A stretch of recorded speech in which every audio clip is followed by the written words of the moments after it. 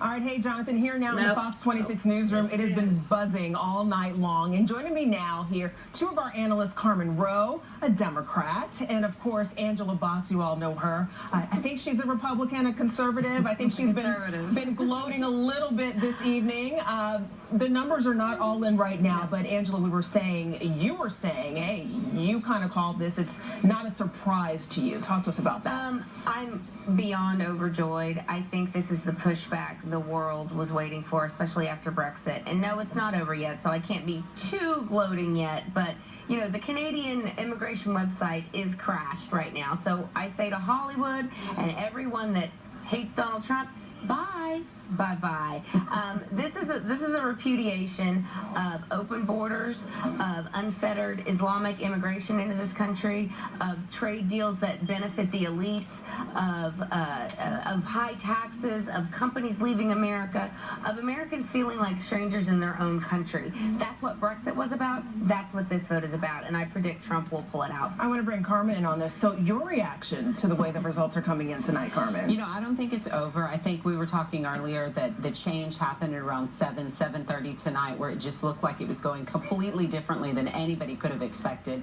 I think that some of what she's saying is an overstatement to look at these numbers, but I definitely think it reflects maybe financially and certainly that the country's looking for change that I guess Hillary wasn't offering them, or maybe that message wasn't reached. There's obviously a strong desire for an outsider, Angela. Let's talk about that. It's a strong desire for an outsider, but this should be a lesson to every single elected Republican from state, local, and national.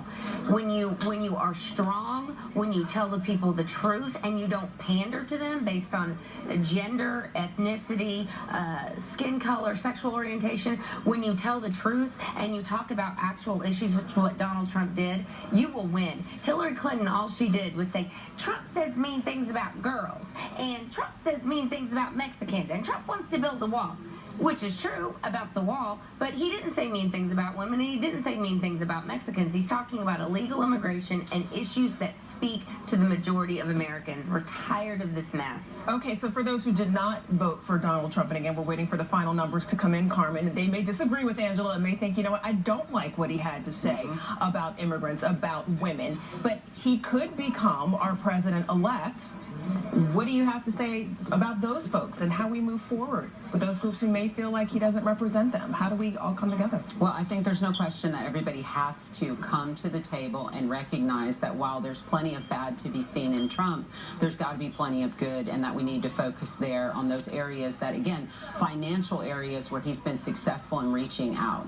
And whether or not he reaches across the aisle and brings some of the Democratic leaders in, I guess we'll see. That's something that he has said he will do, and so I hope that we're going to bring a lot of the party together, both with the Democrats as well as the Republicans, which should help to ease some of the transition.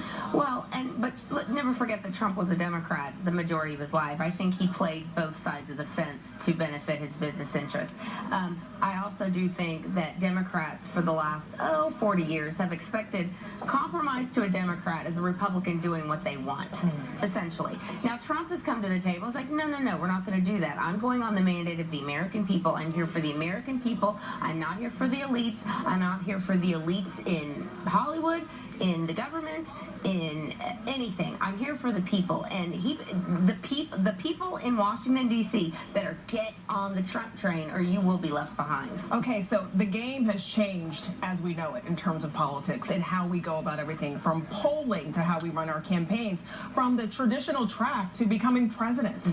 Carmen, what do you think Democrats may now need to do? Again, all the results are not in yet, but as we're looking, even if it ends up being a very tight race, no matter who wins, obviously half of the country is going to be disappointed. So there's got to be some change somewhere. There's got to be some change, and probably in the media is the place to start. But media. Absolutely. But I think this is the silent majority that's really screaming out. And so I think what we need to do is go back and look at the majority, or the loudest speakers aren't necessarily the only ones that we should be hearing. And I think we weren't listening to the people that weren't screaming and the people that were clearly the majority in this country if we're going forward to Trump winning. Well, Trump supporters would say he was listening. He was listening a certain demographic, which appears to be pushing him over at this point. Well, right track, wrong track was 80% said that we were on the wrong track in this country, and that is usually a great arbiter to show who's going to win the presidency. It's not over yet, but if Trump wins, I would say Hillary, get ready to go to court, sweetheart, because you will be indicted. And I'm sure Obama will pardon her because that'll be his last. Okay, I want to talk about President Obama right now. Again, with these polls, right? You're looking at polling numbers about the results, and we're looking at polling numbers about the sitting president, and still very popular. What do you think it was, Carmen?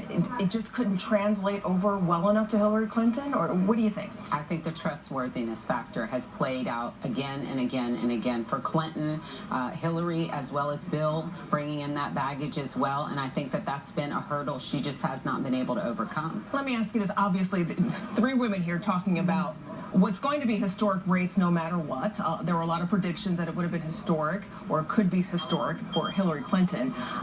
It could go for Donald Trump.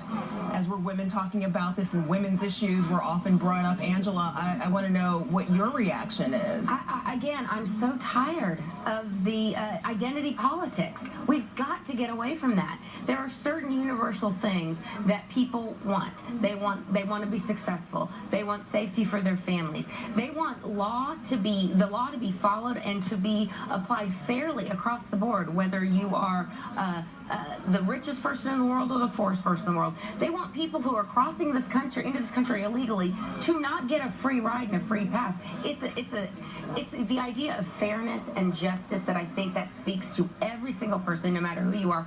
And frankly, I'm tired of being lectured to by the media, by Cosmopolitan and Glamour and all the stupid women's magazines, that because I'm a woman, I should support Hillary Clinton. Why? She's a criminal. I look at the person, I look at the issues, and Donald Trump spoke to the issues. What about women on the other side, Carmen, who said, because I'm a woman, I cannot support a Donald Trump, but he could become our president-elect? Well, look, I think it's very important that we do have a woman president one day. I don't know that everybody agreed that Hillary was the woman for that job, but I don't think there's any question that everyone needs to be concerned and have a conversation about those things that Trump has said about women on a continuous basis, and saying right up front that that's not going to be tolerated and that it's not acceptable. All right. Carmen Roe, Angela Box, thank you so much. We're still checking in on the numbers, and we're going to turn it back over to Jonathan Martin in the studio. Hey, Jonathan. All right, thank you, Melissa.